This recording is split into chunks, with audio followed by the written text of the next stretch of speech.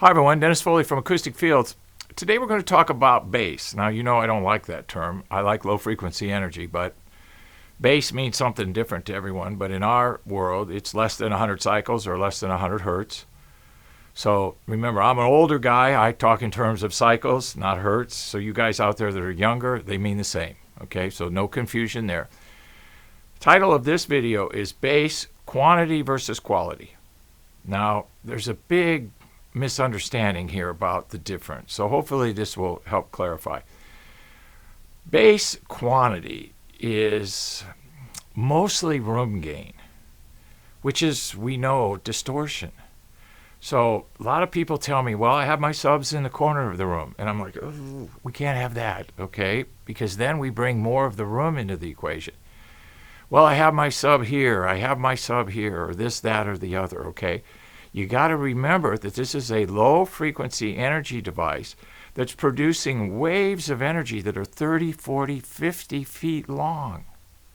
So just visualize that when you're setting up your room. Even though it's a small box, it produces really large amounts of energy. I don't like to use the word common sense when it comes to acoustics and physics, but in this case, let's use a little common sense and not set our speaker in the corner of the room. And here's another one. I know I'm going to get a lot of comments about this. Don't put it on the floor, because that's a room boundary surface. So here's what happens. If your floor is not solid, you actually excite the whole floor, and you turn the floor into a speaker. If you don't believe me, just ask the person below you. Okay, so the bottom line here is we have to be very careful with these low frequency producing devices.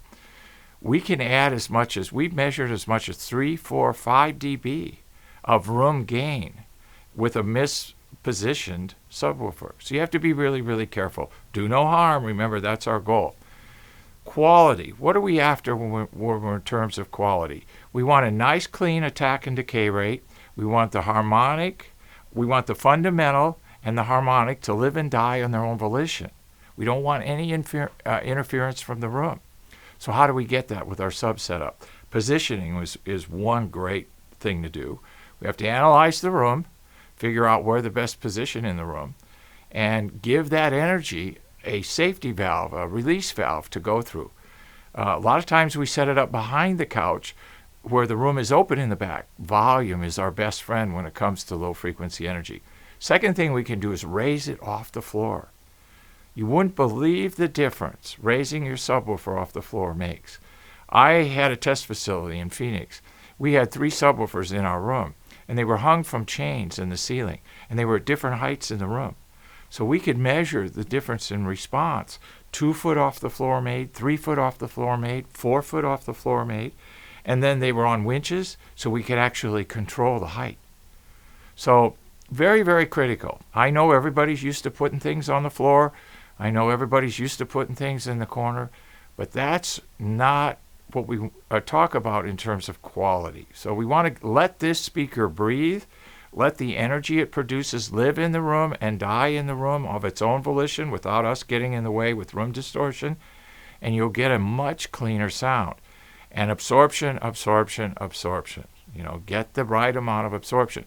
Nice thing about our subwoofer platforms is they decouple the sub from the floor. They raise it the proper height in most rooms. We can make it any height that you want. It's custom made for your room. And then thirdly, it absorbs. So you get 3 things in one platform, and the price is very minimal. So quantity versus quality, let's do quality always. Thank you. Thank you for watching this video, and if you liked it, please give us a thumbs up. We also have a newsletter that you can subscribe to, so please do that because we offer special price discounts to only those on our newsletter. And then don't forget about our forum. We have started a forum on our own website where people ask questions, and I usually get a chance every couple days to look at it.